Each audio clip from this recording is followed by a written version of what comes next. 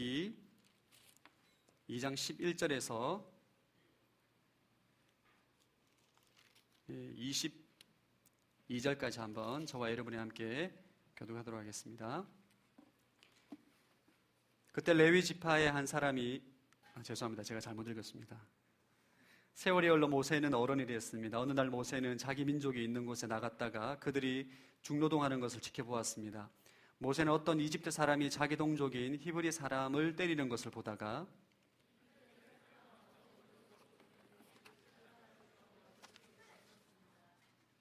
다음 날 모세가 나가보니 히브리 사람 둘이 싸우고 있었습니다. 모세가 잘못한 사람에게 왜 동족끼리 치고받고 싸우는 것이냐고 말했습니다.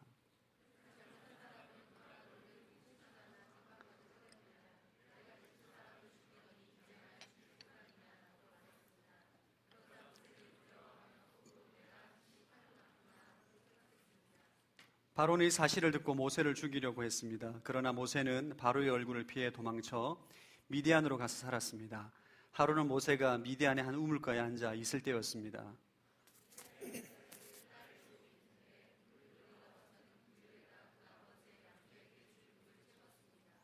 그런데 몇 명 양치기들이 와서 미디안 제사장의 딸들을 쫓아내는 것이었습니다. 그때 모세가 일어나 딸들을 도와주었고 그 양들에게 물을 먹여주었습니다.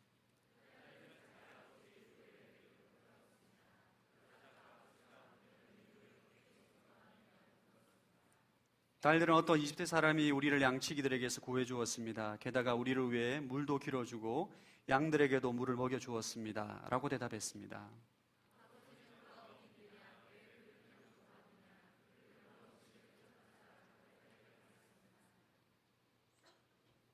그리하여 모세는 흔쾌히 르우엘과 함께 살기로 했습니다. 르우엘은 자기 딸 시보라에게 모세에게 주었습니다. 21절까지군요. 죄송합니다. 말씀 충만하십시오. 성령 충만하시기 바랍니다. 오늘 약간 성경 봉독이 어색한데 여러분 잘 이해해 주시기 바랍니다. 인류 역사상 사람들이 가장 좋아하는 것이 있다면 단연 금이라고 말할 수 있습니다. 저도 지금 백금 결혼 반지를 끼고 있는데요. 금은 시간이 지나도 색깔이 변하지 않는 많은 사람들이 좋아하는 기금속입니다.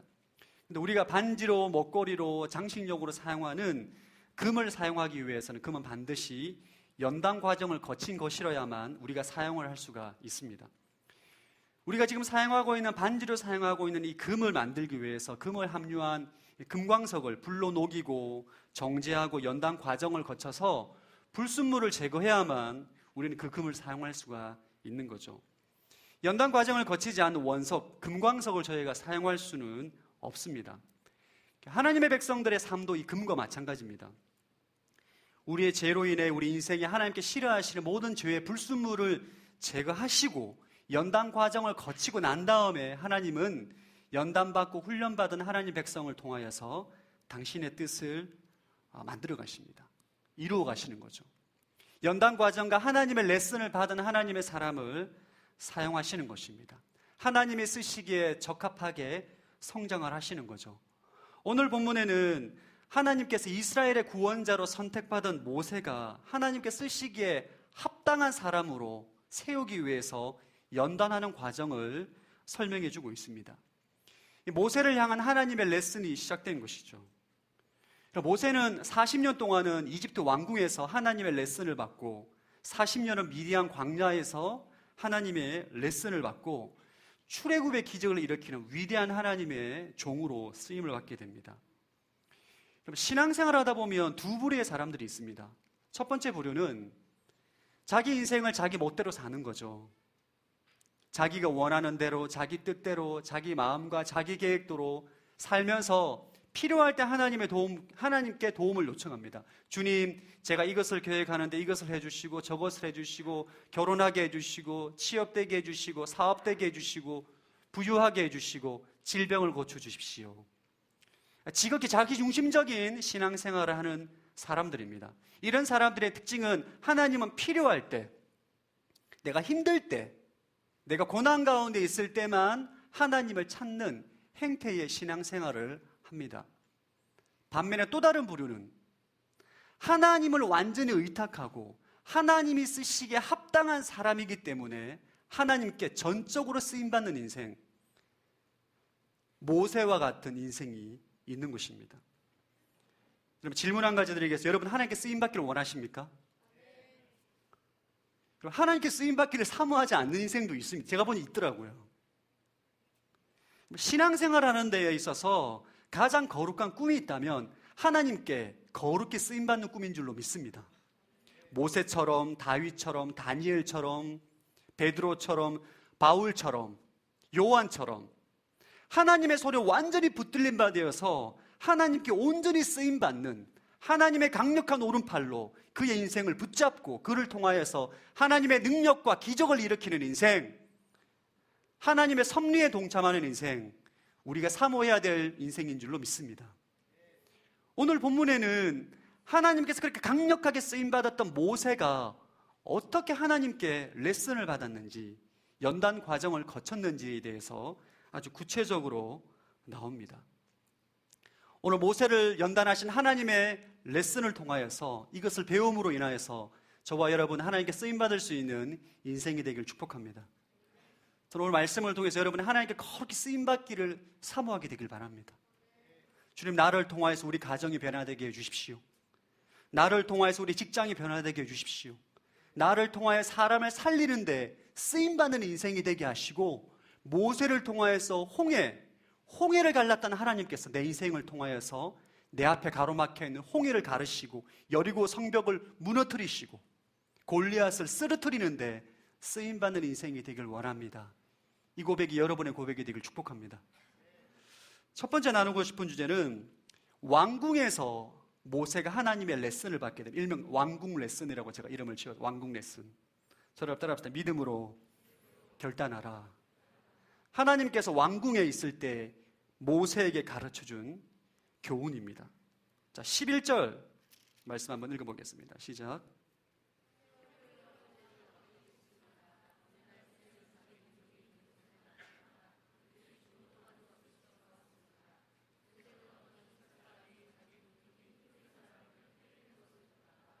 예, 모세는 자기 민족이 있는 곳에 나갔다. 줄을 한번 그어주시기 바랍니다. 세월이 흘러서 모세가 40세 되던 시절, 인생의 최고의 전성기 40대에, 저 40대입니다. 최고의 전성기 모세가 어느 날 자기 민족이 있는 고센 지방에 가서 자기 동족을 관찰합니다. 자기 동족이 노예처럼 중노동하고 있는 것을 보게 됩니다. 모세가 왜 자기 민족을 보러 갔을까요? 지난 40년 동안 한 번도 고센 지방에 가서 자기 민족을 보지 않았을까? 성경에 나와 있지 않기 때문에 알 수 없습니다. 그냥 심심해서 관광차, 자신의 민족인 히브리 민족을 보러 갔다. 왜 갔을까? 모세가 자기 민족을 보러 간 이유가 히브리서 11장 24, 25절에 그 이유가 나옵니다. 한번 히브리서 11장 24, 25절 읽어보겠습니다. 시작. 믿음으로 모세는 다 자란 후에 바로의 딸의 아들이라 불리는 것을 거부했습니다. 그는 잠시 죄의 쾌락을 즐기는 것보다 오히려 하나님 백성과 함께 고난받기를 더 좋아했습니다. 아멘. 모세는 다 자란 후에 장성한 어른이 되었을 때에 바로의 딸의 아들이라 불리는 것을 거부했다. 그는 죄의 쾌락을 즐기는 것을 거부하고 오히려 하나님 백성과 함께 고난받기를 선택했다. 믿음의 결단했다는 것을 히브리서에서 증거하고 있어요. 언제 믿음의 결단을 했는가? 말씀을 추정하고 묵상하다 보면 모세는 오늘 본문 2장 11절에 나오기 이전부터 이 믿음의 결단을 한 거예요. 실제 역사 자료를 보면 모세의 어머니 이 바로의 딸은 바로 왕의 무남 동료입니다. 그녀의 남편이 실제 투트모트 2세가 그녀의 남편입니다. 그녀의 남편이 왕이 됩니다. 바로 왕의 무남 동료 딸의 남편 투트모트 2세가 바로 왕이 되는데, 이 투트모트 2세가 일찍 죽게 됩니다. 일찍 죽게 됨으로 인해서 실제로 이 이집트의 실세가, 바로의 어머니가 실제적인 실세가 됩니다. 이 모세는 어마어마한 정치적인 권력의 핵심 인물입니다. 가만히 있으면 히브리 민족이지만 바로 왕이 될 수 있는 엄청난 권세의 위치에 있는 사람이 모세였어요. 그런 모세가 자기를 키운 실제 엄마로부터 하나님의 이야기를 듣고 히브리 민족의 이야기를 듣고 아브라함의 언약, 이삭의 언약, 야곱의 언약 이야기를 들으면서 여호와의 신앙을 배우게 되는 거죠. 정확히 언제인지 알 수 없지만 모세는 자기가 이 땅에 태어난 하나님의 부르심과 뜻을 발견하게 됩니다. 깨닫게 되는 거죠. 나는 이스라엘을 구원하기 위해서 하나님께서 선택하신 자다라는 것을 깨닫고 굉장히 많은 갈등의 시간을 보냈을 거라 생각을 합니다. 내가 왜 그 일을 감당해야 하는가? 나는 지금 가만히 있으면 이 애굽이라는, 이집트라는 대제국의 왕이 될 수 있는 사람인데 내가 굳이 이 부귀영화의 자리를 마다하고 내가 이스라엘의 구원자가 될 필요가 뭐가 있는가? 이런 갈등을 했을 거예요. 누구나 사모하는 애굽의 제국의 황제의 자리를 마다하고, 근데 이 모세가 갈등의 시간을 그치고 믿음으로 결단했다는 거예요. 죄의 쾌락을 즐기는 것보다, 바로의 딸의 아들로 살기보다, 바로 제국의 이집트 제국의 권세자로 살기보다는 하나님 백성들과 함께 고난받기로 결단했다. 이 결단을 하고 모세가 지금 자기 동족 히브리 민족이 착취당하고 있는 그 현장에 간 거예요. 모세가 왕궁에서 하나님께 받은 레슨 첫 번째는, 하나님께 쓰임받는 인생이 되기 위해서는 여러분 하나님의 뜻만 아는 것으로 되지 않습니다. 믿음의 결단이 필요하다는 거예요. 내가 하나님의 뜻을 분별하고 그 뜻에 순종하기로 결단하는 것이 필요하다는 거예요. 모세를 통해서 우리에게 가르쳐 주시는 것입니다. 여러분 인생은 본질의 문제이다. 그 인생이 하나님 관점에서 볼 때는 성공한 인생이냐 실패한 인생은 얼마나 본질에 추구하는가에 달려 있습니다. 하나님께서 우리 인생을 부르신 부르심의 목적, 우리 인생 가운데 계획하시는 뜻, 그 뜻에 순종함으로 믿음으로 결단하며 나아가는 인생이 본질을 발견하는 인생이라고 말할 수 있는 거죠. 모세는 하나님 뜻을 분별하고 갈등하다 결국 믿음으로 결단합니다. 내가 바로의 왕자로 살지 않고 하나님의 자녀로, 하나님 백성으로, 하나님의 택하신 자로, 이스라엘 백성을 구원하는 구원자로 살기로 결단하는 거예요. 이런 인생이 하나님께 쓰임받을 수 있다, 하나님의 섭리에 동참할 수 있다는 것을 모세를 통해서 보여줍니다. 여러분, 하나님께 쓰임받는 인생, 하나님의 섭리에 동참하는 인생에는 전제 조건이 믿음의 결단이 있어야 돼요. 우리가 잘 알고 있는 믿음의 조상 아브라함을 보면 75세에 하나님께서 갈 바를 알지 못하고 고향 땅을 떠나라 말씀하십니다. 이때 아브라함이 하나님의 말씀을 들어요. 고향 땅을 떠나라, 본토 친척 아버지 집을 떠나라. 그 말씀을 듣고, 말씀만 듣고 하나님께서 고향 땅을 떠나라고 하시는구나 라고만 뜻만 아는 것으로 머물렀다면 그는 결코 믿음의 조상이 될 수 없었을 것입니다. 그리고 그 말씀을 듣고 75세 할아버지 때에 고향 땅을 떠나기로 결단합니다. 아브라함이 고향 땅을 떠나고 난 다음에 무수한 고생을 합니다. 아내를 빼앗길 뻔한 위기가 2번이나 찾아오고, 거짓말하고, 남편으로서 엄청난 수치를 경험하게 되는 거죠. 그럼에도 그는 주님의 뜻에 순종하는 믿음의 결단이 있었기 때문에 하나님의 쓰임받는 인생, 섭리에 동참하는 인생, 믿음의 조상이 되었다는 거예요. 예수님의 12명의 제자들의 위대한 점은 뭐냐면 그들의 학벌과 능력은 정말 중요하지 않습니다.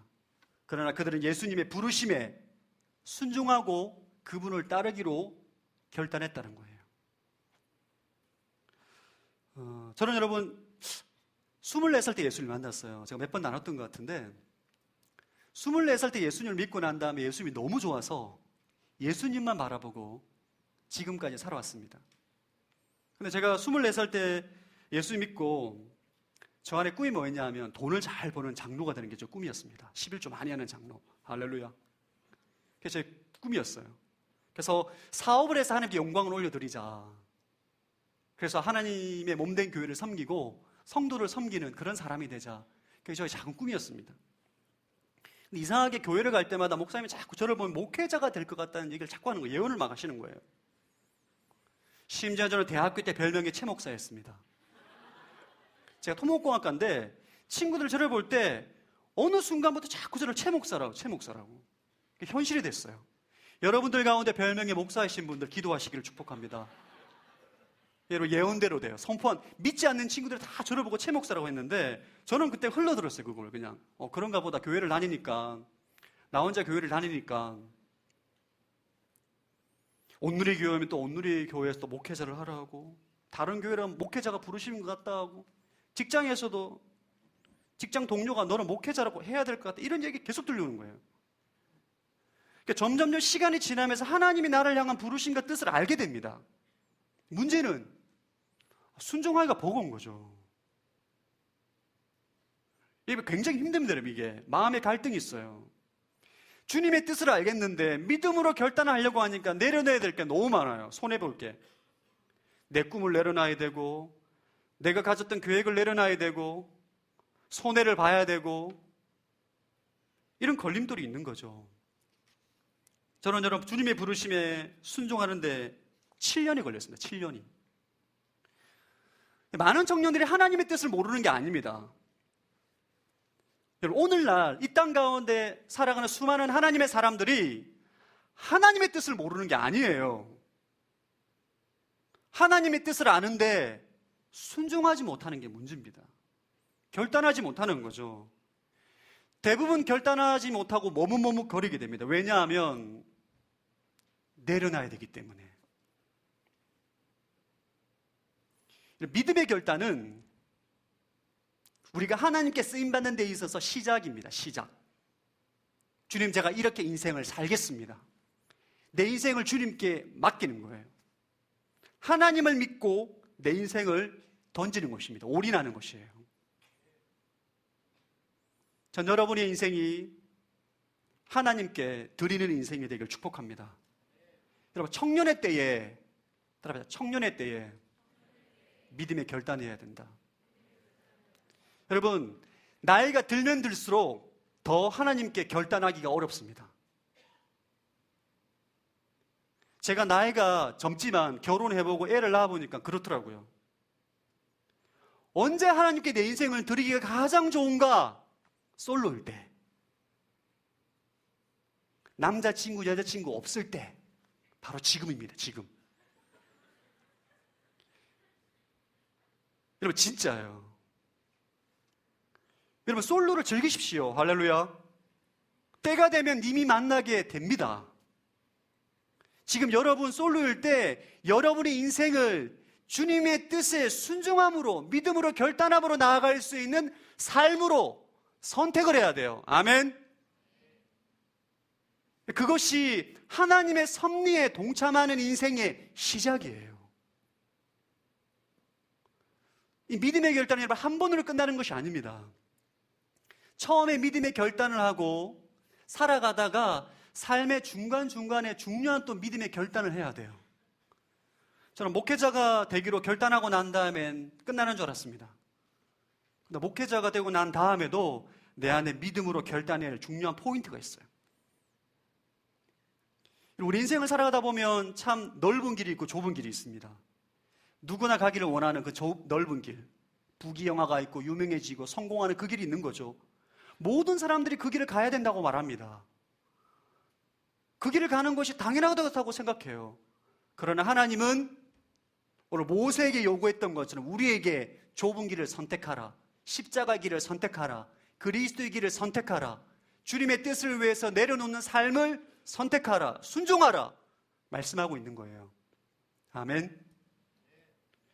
저는 최근에 올 8월에 정말 목회자가 되고 난 다음에 주님 앞에 믿음의 결단을 한 번 더 드린 적이 있습니다. 이전엔 사실 제가 한 번 나눴던 것 같은데 저는 유명한 목사가 되고 싶은 게 저희 비전이었어요. 할렐루야. 유명한 목사, 막 어디 불려다니고. 지금은 그런 걸 원하지 않습니다. 지금은 주님 말씀하신 모든 민족을 제자 삼으라, 그 말씀을 견고하게 세우고 주의 복음을 증거한 진리의 반석 가운데 견고하게 세워지는 교회를 세우는 것이 저의 꿈입니다. 전 청년회 때 여러분, 하나님이 영광을 위해서, 복음을 위해서 여러분의 인생이 방향이 전환되기를 축복합니다. 여러분, 저도 청년회 때를 온누리교회에서 20대와 30대를 보냈습니다. 많은 청년들을 상담을 해요. 저도 그런 시행착을 거쳤는데, 여러분, 복된 인생은 내가 원하는 계획을 세우고 내가 필요할 때 하나님을 찾는 인생이 아닙니다, 여러분. 그런 인생은 제가 다시 말씀드립니다. 내 뜻대로, 내 생각대로, 내가 원하는 대로 내 성공을 위해서 필요할 때 하나님을 찾는 인생, 하나님을 깊이 경험할 수 없어요. 하나님의 섭리에 동참하기가 어렵습니다. 여러분의 인생을 주님께 완전히 올인할 때, 내 인생을 드릴 때에 여러분 섭리의 사람이 되는 줄로 믿습니다. 하나님의 강력한 오른살에 붙잡힌 바 되어서 모세와 같은 위대하게 쓰임받는 하나님의 사람이 되는 거예요. 오늘 이 자리 가운데 주님, 제가 정말 당신께 쓰임받기를 원합니다. 주님, 제가 부족하고 연약하고 능력이 없고 참 보잘것없는 인생이지만 주님께 정말 쓰임받는 인생이 되길 원합니다 라고 하시는 분들은 여러분의 인생을 하나님께 드리십시오. 맡기세요. 올인하는 거예요. 내 인생을 나를 위해 살기로 결단하는 것이 아니라 하나님을 위해 살기로 결단하는 거예요. 기도를 할 때 내 인생의 문제를 놓고 기도하는 것도 중요하지만 내 인생의 문제를 놓고 기도하기보다 먼저 하나님을 위해서 기도하는 거예요. 여러분들 가운데 믿음의 결단이 있기를 축복합니다. 모세가 이것을 왕궁에서 배운 거예요. 왕궁에서 편안하게 삶을 살아갈 수 있는 왕궁에서 이 진리를 깨닫게 됩니다. 두 번째, 모세가 하나님께 배운 레슨은 실패 레슨입니다. 따라서 나의 능력은 무능력이다, 이것을 배운 거예요. 12절 말씀 한번 읽어보겠습니다. 12절 시작.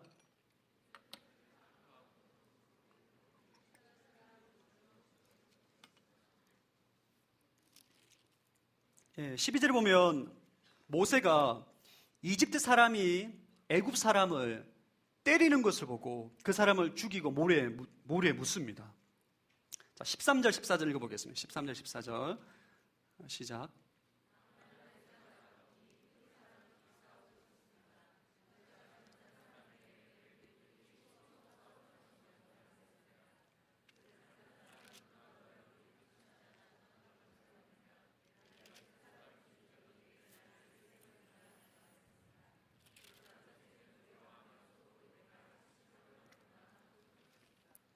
네, 여러분, 모세는 믿음으로 왕자의 자리를 포기하고 하나님의 뜻에 순종함으로, 결단함으로 지금 히브리 민족 가운데, 자기 동족 가운데 갔어요. 너무 흥분한 나머지 사람을 죽여버리죠. 동족들끼리 싸우고 있는 것을 보고 왜 싸우냐? 중재하려고 합니다. 이 민족을 구원해야 되기 때문에, 나의 부르심이 이 민족을 구원해야 되는 부르심이 있기 때문에 순종하고자, 중재하고자 하는데 그 중에 한 명이 이렇게 말합니다. 네가 뭔데? 네가 우리의 재판관이냐? 중재관이냐? 네가 어제 이집트 사람을 죽였는데 우리를 또 죽이려고 하느냐라고 조롱을 하는 거죠. 이때 모세가 굉장히 두려워합니다. 모세는 이 사건을 통해서 인생이 완전히 변합니다. 권세가 하늘을 찌를 듯한 왕자에서 도망자로 전락하게 되는 거죠. 인생을 완전히 바꾸는 사건. 어떻게 보면 모세 인생 가운데 가장 큰 실패입니다.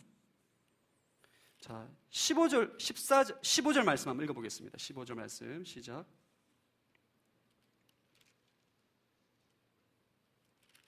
제가 읽어드리겠습니다. 바로는 이 사실을 듣고 모세를 죽이려고 했습니다. 그러나 모세는 바로의 얼굴을 피해 도망쳐 미디안으로 가서 살았습니다. 하루는 모세가 미디안의 한 우물가에서 앉아 있을 때였습니다. 모세가 이 일련의 사건, 이집트 사람을 때려 죽이고 사람들에게 발가게 되고 두려움 가운데 미디아로 도망간 이 실패의 사건을 통해서 모세가 무엇을 배우는가? 하나님께서 모세에게 가르쳐준 레슨은 무엇인가? 하나님의 일은 우리의 능력으로 할 수 없다는 거예요, 여러분. 모세는 40년 동안 애굽의 왕조로 살면서 나는 굉장히 잘난 사람이라는 자의식을 가지고 있었습니다. 글을 읽어보면 느껴져요. 군사훈련, 여러 가지 많은 훈련을 받았습니다. 그런데 그가 이 사건을 통하여서 40년 동안의 광야 생활을 통해서 그가 무엇을 자각하게 되는가? 나는 아무것도 아니다. 이것을 깨닫게 되는 거예요. 여러분, 하나님의 일을 하는 사람은 반드시 이 인식이 있어야 됩니다. 하나님의 일은 하나님의 능력으로 하는 것이다. 나의 능력은 무능력이다.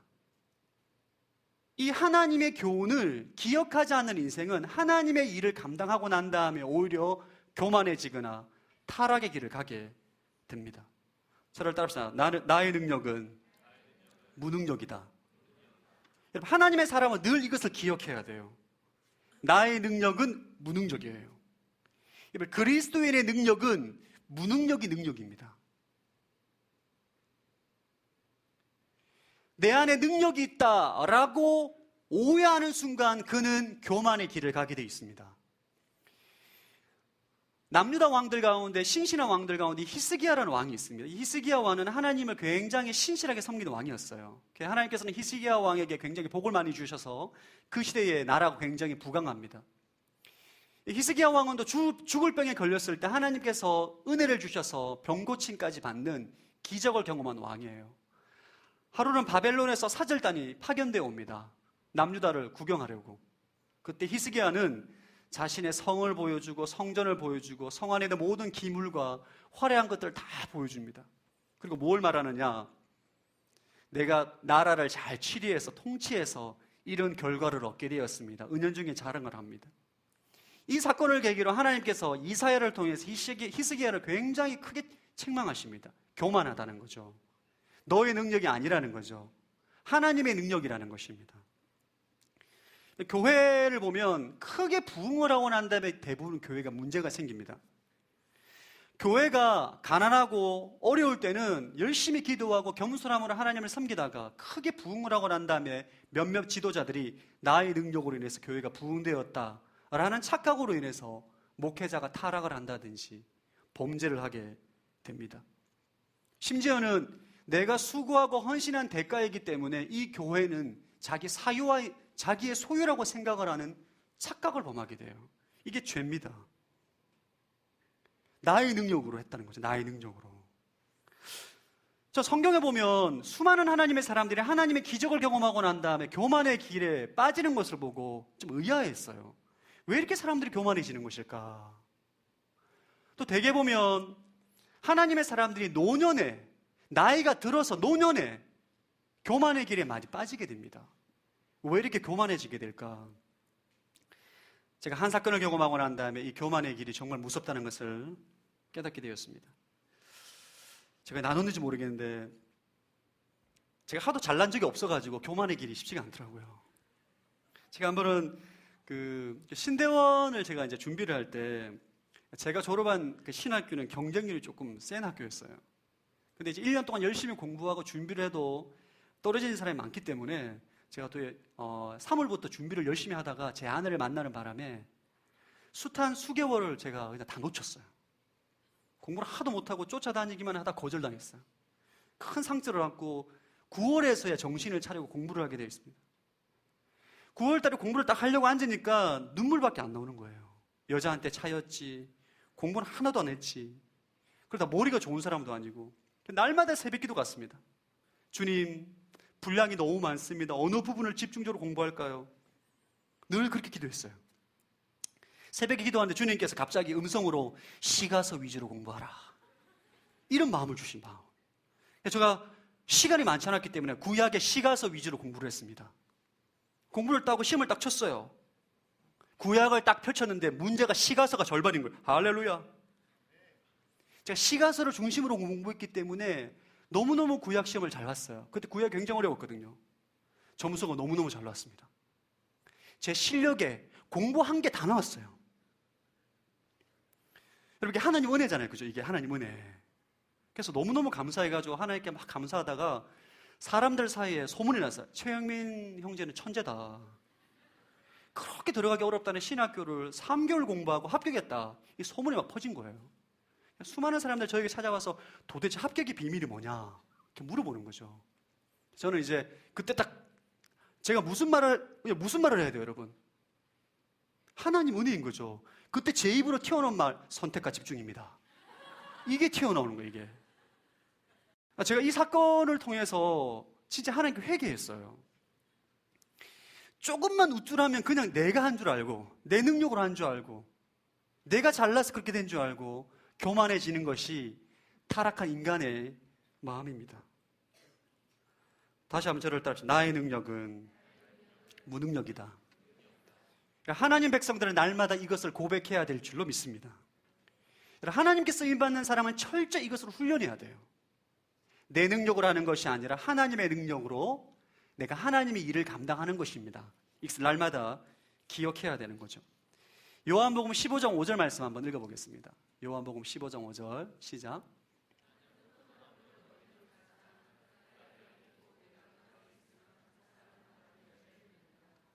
우리의 정체성을 잊으면 안 돼요. 하나님은 농부요, 예수님 포도 나무요, 우리는 그의 가지인 것입니다.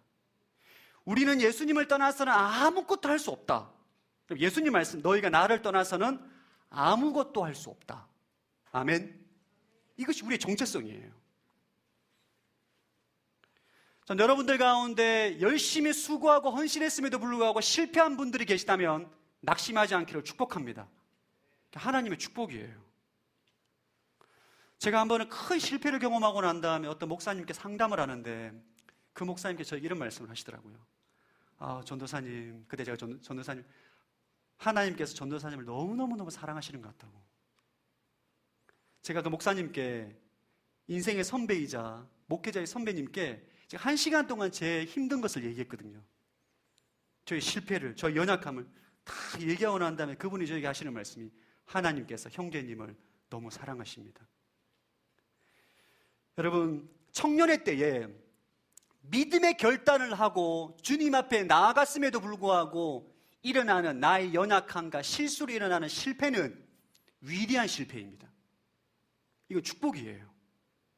왜냐하면 그 실패를 통하여서 하나님의 능력이 나의 능력임을 깨닫게 되기 때문입니다. 모세는 40년 동안 미디안 광야에서 이것을 배웁니다. 지난 40년 동안 그의 마음 가운데 있었던 모든 자기 자신의 잘남, 자랑, 이 모든 것들을 40년 동안 다 버리고 40년 동안 양의 털을 깎고 똥을 치우고 그는 무능력한 존재임을 깊이 자각하게 됩니다. 모세는 이 40년의 이 시간을 거치고 난 다음에 10가지 재앙이 일어나고 홍해가 갈라지고 만나가 내리고 메추라기가 날라오고 반석에 물이 나와도 교만해지지가 않아요.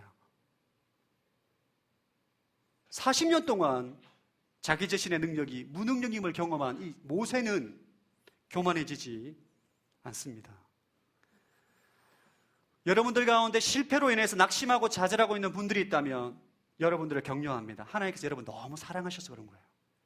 우리 옆 사람에게 하나님은 우리 형제님을 자매님을 너무 사랑하십니다. 한번 축복하겠습니다. 옆 사람에게 실패해도 괜찮아 하면 실패해도 괜찮아. 예. 여러분 실패를 두려워하지 마십시오. 모세가 경험한 실패는 위대한 실패입니다. 믿음으로 결단하고 믿음으로 전진했음에도 불구하고 실패한 실패의 경험은 그의 인생 가운데 하나님의 능력을 경험하게 되는 축복의 통로임을 기억하셔야 돼요. 여기서 우리 한 가지 더 발견할 수 있는 것은 따라서 목적이 수단을 정당화할 수 없다. 모세가 하나님의 일을 감당한다고 하면서 이집트 사람을 죽인 것은 잘못된 것입니다. 우리가 하나님의 일을 감당한다고 할 때에 목적이 귀하다고, 목적이 소중하다고, 목적이 거룩한 것이라고 잘못된 방법이나 불법을 사용해서는 안 됩니다. 하나님께서 원하지 않는 것이죠. 하나님의 일은 하나님의 방법과 하나님의 능력으로 행하는 것이에요. 하나님의 영광을 위해서, 성교를 위해서 중요한 일을 한다고 하고 직원들을 착취한다든지 불법을 행하는 것은 절대 하나님 방법이 아닙니다. 하나님은 공의와 정의로운 방법으로 하시는 것이죠. 우리 예레미야가 3장 27절 한번 읽어보겠습니다. 예레미야가 3장 27절 시작. 사람이 젊었을 때 멍에를 매는 것이 좋다. 여러분, 젊었을 때 실패하는 것입니다. 젊었을 때 믿음에 결단하고 믿음으로 전진하고 실패를 경험하고 넘어지고 쓰러지면서 하나님께 훈련받고 연단받음으로 사는 것이에요. 여러분들 가운데 실패가 있고 좌절이 있고 낙심이 있다고 해서 좌절하지 마시고 절망하지 마시고 이 사건을 통해서 하나님의 능력을 경험하는 저와 여러분이 되기를 축복합니다. 세 번째 레슨은 광야 레슨입니다. 광야에서 하나님께 레슨을 받아요. 약속을 기다리는 삶을 살라. 모세는 믿음으로 결단하고 처절한 실패를 경험한 이후에 미디안 광야로 건너가게 됩니다. 우물가에 앉아 있어요. 우물가에 앉아 있는데 불량배가 찾아와서 어떤 여인들을 괴롭힙니다. 우물물을 떠는 여인들을 괴롭히는 것을 보고 모세가 정의감에 불타서 그들을 도와주게 됩니다. 그들이 바로 미디안 제사장 르우엘의 딸들이에요. 이 사건을 계기로 해서 모세는 미디안 광야에서 르우엘과 함께 살게 됩니다. 그리고 그의 딸 가운데 십보라는 여인과 결혼해서 아예 미디안 광야에서 터를 잡고 40년 동안 목자로 삶을 살게 돼요. 믿음의 결단도 있었고 실패가 있고 난 다음에 그는 40년 동안 광야에서 완전히 할아버지가 될 때까지 40년을 그렇게 삽니다. 이것이 하나님께서 모세를 연단하신 방법이에요. 질문, 모세는 광야에서 40년 동안 무슨 생각으로 살았을까? 모세가 무슨 생각으로 살았을까요? 아마 처음엔 하나님 언제까지 저를 이 목자로 양의 똥이나 치우는 사람으로 가만 놔두십니까? 저를 이스라엘 구원자로 부르지 않았습니까? 저를 세우지 않았습니까? 저를 기적처럼 살리셔서 바로의 왕자로 삼지 않으셨습니까? 주님이 행하여 주십시오. 일하여 주십시오. 막 부르짖었을 거예요. 1년이 지나고 2년이 지나고 10년이 지나고 30년이 지나도 아무런 흔적이 없게 되자 모세는 그냥 하나님을 기다립니다. 모세에서 하나님께서 가르치는 레슨은 기다리는 삶을 가르치는 거예요. 약속을 기다리는 삶. 따라서 믿음은 기다리는 것이다. 믿음의 사람은 기다릴 수 있어야 돼요. 여러분, 하나님은 반드시 믿음의 사람에게 훈련시키는 것은 기다림의 터널을 통과하기까지 훈련시킵니다. 믿음은 약속을 기다리면서 믿었다가 불신했다가 믿었다가 불신했다가 믿었다가 불신했다가 반복하면서 믿음이 연단되어집니다. 믿음이 단련되어져 가는 거예요. 때로는 불신했다가 때로는 믿었다가 왔다 갔다 하는 거죠. 이런 과정을 통해서 하나님의 사람은 믿음의 사람으로 성장해지게 됩니다. 여러분, 아브라함도 수많은 믿음의 사람들 다 이 과정을 거칩니다. 저와 여러분도 이 과정을 거치게 돼 있어요. 아브라함은 여러분 자녀를 주겠다고 약속하고 난 다음에 25년을 기다리게 합니다. 자녀를 주겠다, 힘들어서 잊을만 함에 나타나서 말씀하십니다. 계시하십니다. 25년을 기다리게 해요. 모세는 40년 동안 광야에서 기다립니다. 하나님의 약속, 내가 너희를 아브라함에게 약속했던 약속대로 가나안 땅으로 인도할 것이다. 이 약속을 붙잡고 40년 동안 기다리는 삶을 사는 거예요. 광야에서 백성들을 인도할 수 있는 지도자로 준비하고 훈련하십니다. 다윗도 유다 광야에서 10년 동안 이 기다림의 시간을 가집니다. 사울이 죽이려고 할 때 도망가고 또 도망가고 도망가면서 1, 2년이 아니에요. 10년. 사울을 2번이나 죽일 수 있는 기회가 있었음에도 불구하고 다윗은 그가 죽이지 않습니다. 하나님의 때를 기다리는 거죠. 내일 죽을지 모레 죽을지 모르는 위협 가운데 있지만 그는 또 기다립니다. 하나님의 때가 찰 때까지. 사랑하는 여러분, 하나님의 약속이 더디 이루어진다고 해서 조급해하지 않기를 축복합니다. 이 기다림의 터널을 통과해야 돼요. 이 기다림의 시간을 감내해야 됩니다. 믿음의 사람은, 따라합시다. 믿음의 사람은 기다림의 터널을 통과해야 한다. 기다림의 시간을 통해서 여러분이 약속을 믿는지 안 믿는지 알게 되는 거예요. 여러분, 누구나 기다리는 거 다 좋아하지 않습니다. 저는 약속 시간 30분만 늦어도 화가 나요. 그렇지 않습니까?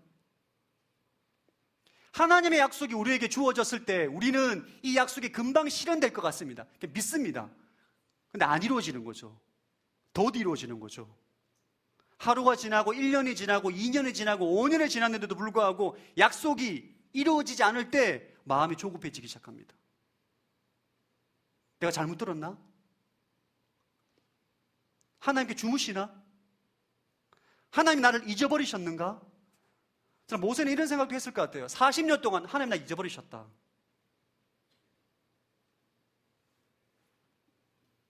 여러분이 기다림의 시간에서 반드시 기억해야 될 두 가지가 있어요. 첫 번째 뭐냐면 기다리면서 부르심의 자리에서 충성을 해야 됩니다.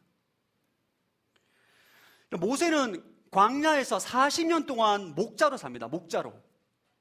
약속을 기다리면서 양똥 치우고 털 깎고 물 먹이는 삶을 1년 365일 40년을 살아요.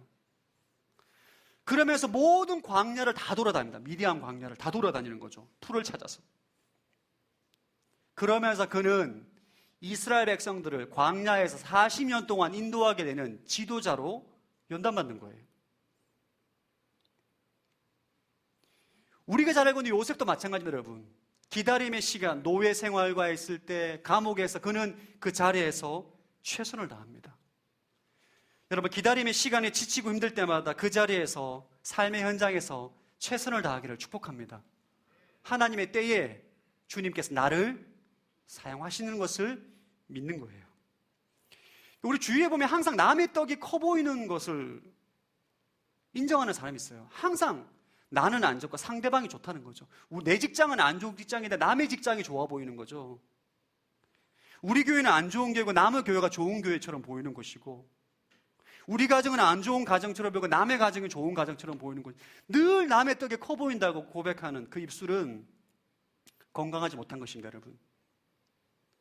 여러분이 아무리 여러분 보기에 연약해 보이고 부족해 보이고 힘들어 보이는 자리에 있다 할지라도 여러분 그 자리에서 충성을 다하기를 축복합니다.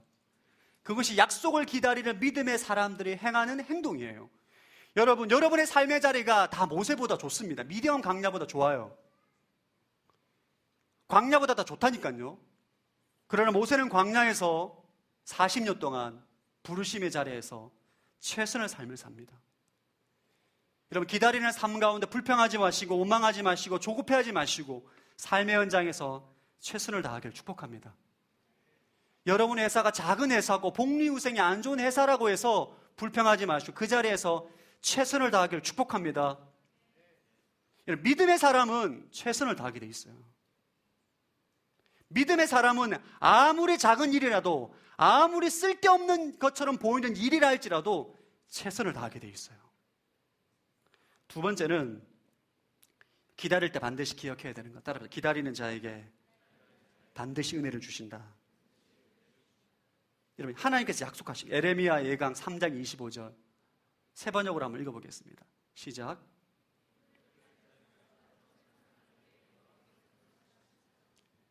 그분을 기다리는 사람 여호와께서는 선하시다. 원어로 보면 은혜를 베푸신다예요. 여러분의 기다리는 시간 동안 조급해하지 마시고 절망하지 마시고 낙심하지 마시고 그냥 그 주어진 자리에서 최선을 다하고 주님을 기다릴 때에 하나님께 반드시 때에 복을 주신다는 거예요. 이걸 믿는 거예요. 아멘. 이것이 모세가 광야에서 배운 하나님의 레슨입니다. 전 여러분들이 모세처럼 힘든 광야와 같은 삶을 살고 그런 환경 가운데 거할지라도 하나님의 약속을 신뢰하기를 축복합니다. 그분을 기다리고 그분을 찾는 자에게 여호와께서 은혜를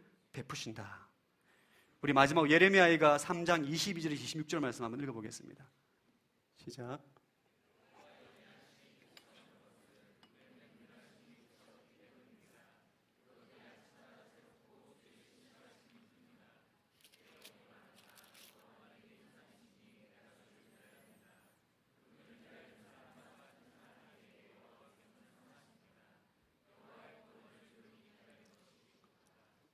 네, 여러분 하나님 약속하십니다. 여러분의 믿음에 결단하고 여러분의 실수와 허물로 죄로 인해서 실패를 해서 완전히 망가진 인생이라고 하더라도 그분의 신실하심과 긍휼하심과 자비하심을 믿기 때문에 그분을 기다리는 자에게는 복이 있다는 거예요. 예레미야에게는 우상숭배로 음란한 죄로 더러움으로 완전히 멸망당한 예루살렘 성터에 앉아서 예레미야가 고백합니다. 하나님은 신실하시기 때문에 그분은 인애와 긍휼과 자비가 풍성하신 신실하신 분이시기 때문에 아침마다 새로우신 그분을 기다린 자에게 복이 있다. 그 약속을 믿고 하나님 우리 아버지임을 믿고 우리가 아버지 자녀임을 믿고 그분을 기다리는 자에게 복이 있다. 주님께서 그런 인생을 쓰신다는 거예요. 아멘. 전 여러분들이 하나님께 귀하게 쓰임받는 인생이 되길 축복합니다. 특별히 이 자리 가운데 여러분의 실수와 허물로 인해서 실패의 자리 가운데 있는 분들 절망하지 마시고 좌절하지 마시고 그분의 신실함을 기억하시고 그분을 기다리십시오. 하나님의 때에 그분께서 여러분의 삶에 회복을 허락하여 주실 줄로 믿습니다. 여러분을 통하여서 모세에게 행하셨던 하나님의 기적과 능력을 여러분 인생 가운데 나타나게 될 줄로 믿습니다. 아멘. 우리 함께 일어나서 주가 보이신 생명의 길을 함께 찬양하고 주님 앞에 기도함으로 나아가겠습니다.